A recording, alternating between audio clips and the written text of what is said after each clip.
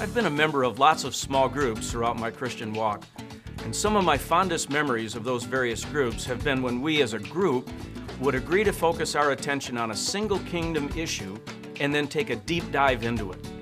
For the next 4 weeks, your small group is going to take a fresh look at how to point people who are far from God to faith in Jesus Christ. You're going to hear some fascinating stories of some of my friends who have come to faith in Christ in recent years and how that process unfolded for each of them. All of a sudden I got a phone call out of the blue saying that we were not going to sail our regular program and that we were going to sail with this pastor from Chicago. And I just about hit the floor. I could tell that Dave was suspicious because I was a pastor. He had never really known a Christian well at that point in his life. And I remember just saying to myself, this is going to be a long, slow walk. I had all my questions answered. I had great friends around me, people that I respected that were Christians. And I just really felt it was time for me to say yes.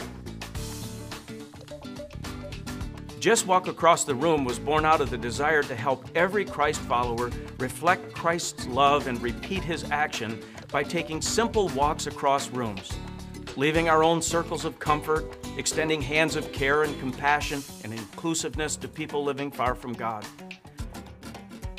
And we got just a little friendship started. One day, because we had a holiday service coming up at Willow, I thought, well, why not just take a shot? And kind of subtly invited me to Willow, which at that point in my life, I wasn't really interested in. Yeah, the new Brian, when you knew the old one, and now you see the new one.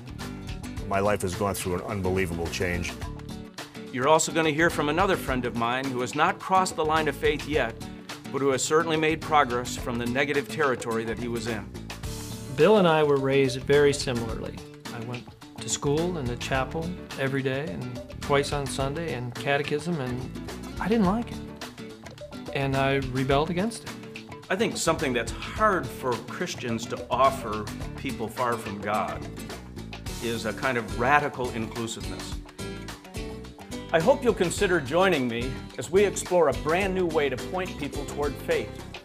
Your life can have an eternal impact on someone, and it can begin with something as simple as a walk across a room.